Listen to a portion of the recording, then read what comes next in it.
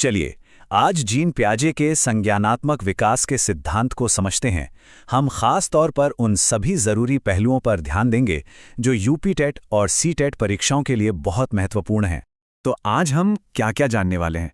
सबसे पहले हम पियाजे के मूल विचार को समझेंगे, फिर सीखने की प्रक्रिया कैसे काम करती है ये देखेंगे, और उसके बाद विकास के उन 4 खास चरणों से गुजरेंगे जो सीधे सीधे परीक्षा में पूछे जाते हैं। तो सबसे पहले ये समझना ज़रूरी है कि पियाजे के काम की नींव क्या है। वो एक विचार जिसने बाल मनोविज्ञान को देखने का नज़रिया ही बदल दिया।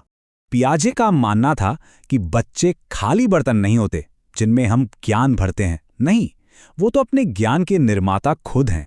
वो एक छोटे साइंटिस्ट की तरह सक्रिय रूप से अपनी दुनिया को समझने की कोशिश करते हैं। इस आइडिया को संरचनावाद यानी कंस्ट्रक्टिविज्म करते हैं, और यही उनके सिद्धांत की जान है। दिलचस्प बात यह है कि यही वो आइडिया है जो उन्हें एक और महान विचारक वाइगोत्स्की से जोड़ता है। तो सबसे ज़रूरी बात जो याद रखनी है वो ये है कि सीखना एक एक्टिव प्रोसेस है, पैसिव नहीं। तो सवाल ये है कि ये नन्हा वैज्ञानिक आखिर अपना ज्ञान बनाता कैसे है? आइए देखते हैं कि उसके मानसिक टूलकिट में क्या क्या होता है। देखिए, हमारा दिमाग जानकारी को स्कीमा में ऑर्गेनाइज करता है। आप स्कीमा को दिमाग में बने छोटे छोटे फाइल फोल्डर्स की तरह समझ सकते हैं, जहां हम एक जैसी जानकारी को स्टोर करते हैं। अब यहां एक बहुत ही दिलचस्प चीज होती है कि हमारा दिमाग नई जानकारी के साथ करता क्या है। या तो वो नई जानकारी को अपने पुराने फोल्डर में ही फिट कर लेता है, इसे कहते हैं आत्मसातकरण, या फिर उस नई जानकारी के लिए अपनी सोच को बदलता है या एक नया फोल्डर ही बना लेता है, इसे कहते हैं समायोजन।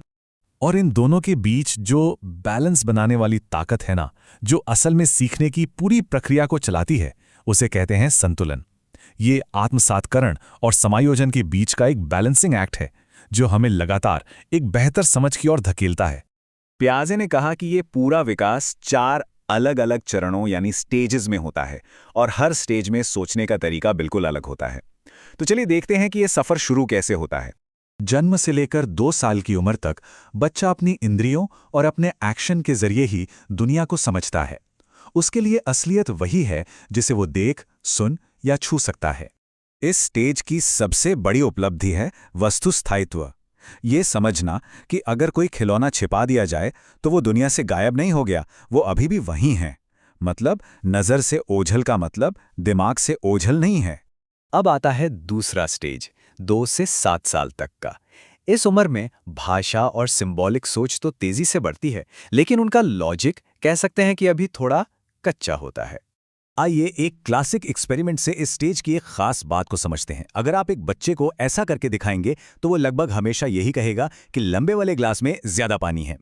ऐसा इसलिए होता है क्योंकि बच्चे केंद्रीयकरण का शिकार होते हैं। मतलब वो एक बार में सिर्फ एक ही चीज पर ध्यान दे पाते हैं, जैसे कि ग्लास की ऊंचाई। साथ ही वो अहंग केंद्रित भी होते हैं, यानी वो दूसरों के नजरिए से चीजों को नहीं देख पाते। अब जब बच्चे 7 से 11 साल के होते हैं तो उनकी सोच बहुत ज्यादा लॉजिकल और ऑर्गेनाइज्ड हो जाती है। लेकिन यहां एक शर्त है, उनका लॉजिक अभी भी ठोस यानी फिजिकल दुनिया से ही जुड़ा होता है। इस स्टेज में बच्चे क्रम से लगाना और चीजों को ग्रुप में बांटना सीख जाते हैं, और सबसे जरूरी वो संरक्षण के कॉन्सेप्ट को समझ जाते हैं। उन्हें यह एहसास हो जाता है कि दोनों गिलासों में पानी तो बराबर ही था। और आखिर में 11 साल की उम्र के बाद किशोरों में अमूर्त यानी एब्स्ट्रैक्ट तरीके से सोचने की क्षमता आ जाती है, जो उनके लिए संभावनाओं की एक नई दुनिया खोल देती है। इस स्टेज की पहचान है क्या होगा अगर वाले सवालों के बारे में सोचने की काबिलियत। अब वो न्याय, आज़ादी जैसे बड़े बड़े कॉन्सेप्ट्स को समझ सकते हैं और एक साइंटिस्ट की तरह लॉजिकल तरीके से सोच सकते हैं। चलिए अब एक बहुत ज़रूरी सवाल देखते हैं जो अक्सर परीक्षाओं में पूछा जाता है। सवाल यह है कि पियाजे के अनुसार इनमें से कौन सा फैक्टर संज्ञानात्मक विकास के लिए जरूरी नहीं था? इसका सही जवाब है सी, सांस्कृतिक उपकरण। इस अंतर को याद रखना बहुत जरूरी है। यही वो सबसे बड़ा फर्क है जो पियाजे और वाइगोत्स्की को अलग करता है, और शिक्षक भर्ती परीक्षाओं में यह सवाल बार बार आता है। आखिर में इन सब चरणों को समझना सिर्फ एक एग्जाम पास करने के लिए नहीं है।